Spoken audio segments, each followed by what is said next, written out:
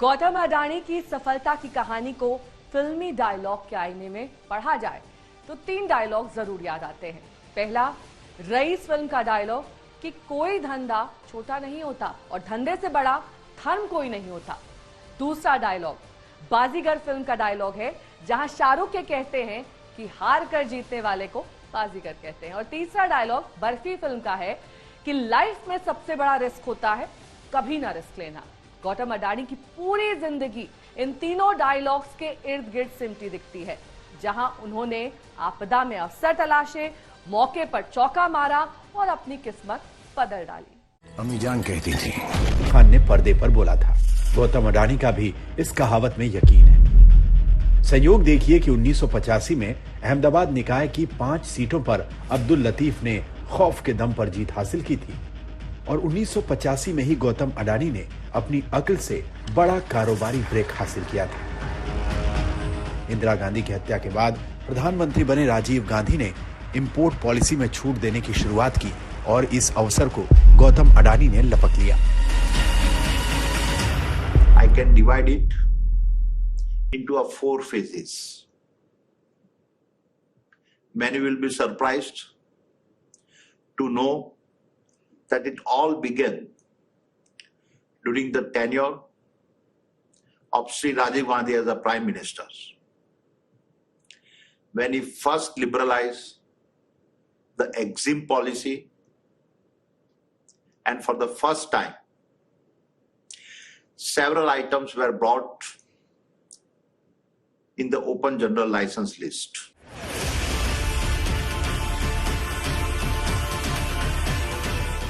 उन्नीस में देश ने उदारीकरण की राह पर कदम रखा। पीवी नरसिम्हा राव की सरकार ने उदारीकरण की शुरुआत कर नीतियों को और लचीला बनाया। गौतम अडानी ने फिर मौके पर चौका मारा। The second big push I got was in 1991, when the duo of Prime Minister Narsih Rao ji and the Finance Minister Dr. Manmohan Singh ji initiated sweeping economic reforms.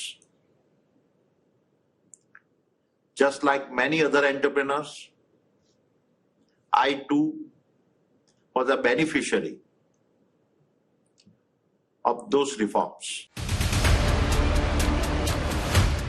लेकिन सही मायने में गौतम अडानी के कारोबारी साम्राज्य बनने की शुरुआत हुई 1995 में, जब उनकी कंपनी को मुंद्रा पोर्ट के संचालन का जिम्मा मिला। हालांकि इसकी कहानी थोड़ी और पहले से शुरू होती है। दरअसल मुंद्रा पोर्ट के पास 1991-92 में चिमन भाई पटेल सरकार ने 3000 एकड़ तटीय भूमि कारगिल नाम की कंपनी और अडानी को नमक उत्पादन के लिए दी थी।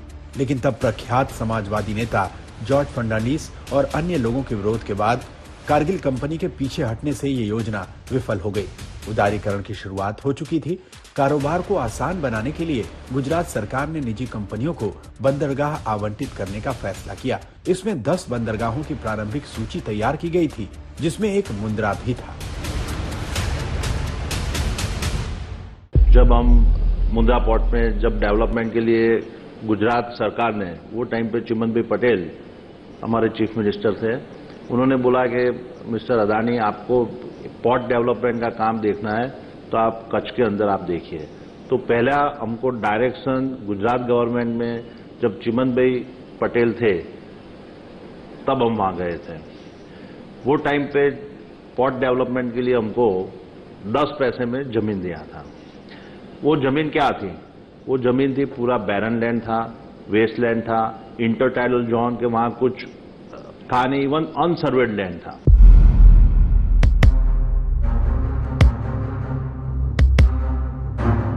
गौतम अडानी कभी पोर्ट पर अपने माल की लोडिंग और अनलोडिंग में लगने वाले समय से बहुत खफा रहा करते थे, क्योंकि इस वजह से उन्हें हर साल 10 से 12 करोड़ का नुकसान होता था। यूं तो गौतम अडानी स्कूल में थे, तब उन्हें एक बार कांदला पोर्ट दिखाने ले जाया गया था। वो उस बड़े पोर्ट को देखकर हैरान थे और तब से पोर्ट के बिजनेस में कुछ करना चाहते थे। मुंद्रा पोर्ट के जरिए मौका मिला तो उन्होंने झंडे गाड़ दिए।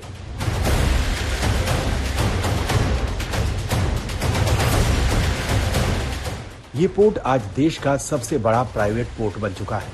आज मुंद्रा पोर्ट के पास 2 दर्जन से ज्यादा वेयरहाउस है। इस पोर्ट के पास आज अपनी रेलवे लाइन, एयरपोर्ट, पाइपलाइन और सड़क मार्ग है। मुंद्रा पोर्ट पर हर साल 10 करोड़ टन माल उतरता है। यहाँ की एडवांस और सिस्टमेटिक टेक्निक इसे दूसरे बंदरगाहों से अलग बनाती है। पिछले साल जनवरी में गुजरात के मुंद्रा पोर्ट ने उस समय इतिहास रच दिया जब दुनिया के सबसे बड़े कंटेनर पोर्ट एपीएल रेफल्स ने इसी पोर्ट पर लंगर डाला था। आज अडानी के पास कई पोर्ट है, लेकिन मुंद्रा पोर्ट के मिलने से पहले अडानी की कहानी में एक सक्सेस चैप्टर और लिखा गया था। जब 1994 में वो अपनी कंपनी का आईपीओ लाए, अडानी एक्सपोर्ट्स का आईपीओ 14 गुना ज्यादा कीमत पर खरीदा गया।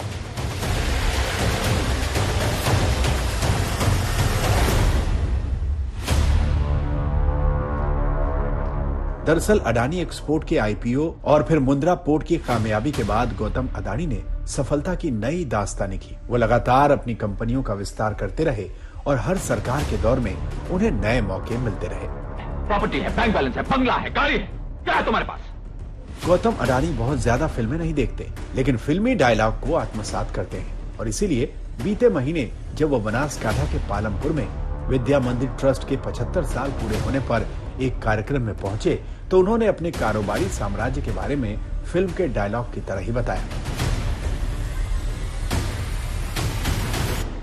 It is our adoption of these principles that has led to the outcome of the Adani Group being able to continue its journey of hyper growth, and today we are the world's largest solar power company.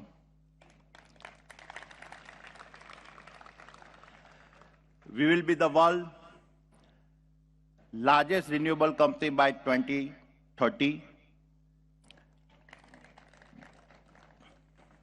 We are the largest airport operator in India with a 25% of passengers traffic and a 40% of air cargo. We are the largest ports and logistics company in India with a 30% of our national market share.